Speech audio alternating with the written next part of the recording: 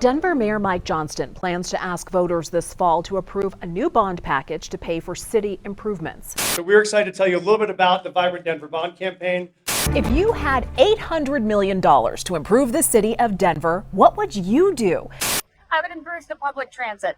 I'll say the homeless list. We sit down, we say, what do we want to do? Where do we want to do it? How much would that cost? So as you saw, for months now, Denver 7 has followed the mayor's plan for an $800 million bond that would be your money to improve roads and parks and libraries and other spaces here in Denver. Today, we are seeing the first batch of projects that will be recommended for the bond that voters will decide on in November. Denver 7's Brandon Richards staying on top of this one, showing you the projects that have made the cut so far and how they could impact you and your family. When children experience abuse or neglect in Denver, they're brought here to the Denver Children's Advocacy Center, where specially trained experts conduct forensic interviews for investigators. We see around 1,200 kids each year in this facility.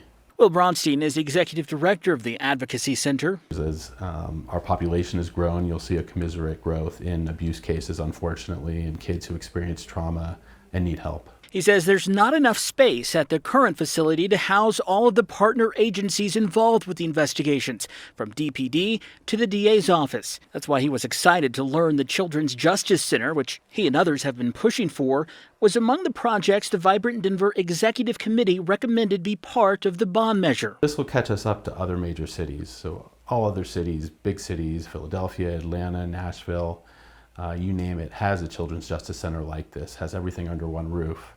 Will says the center has already acquired the land where the Children's Justice Center will be built, the first step towards a solution. So this is the edge of our campus. Over here you'll see the land that we've secured, including that house. Across town, Denver 7 is following plans for expansion of the Denver Animal Shelter, where leaders there are also excited to have made the short list. Are thrilled to be on the list for the bond measure. Melanie Sobel, the director of Denver Animal Protection, says the shelter has seen an increase in animals in recent years due to more people not being able to afford their pets. She says the building as it stands today doesn't provide enough room. So this will allow us to have more kennels for both dogs and cats, expand our lobby.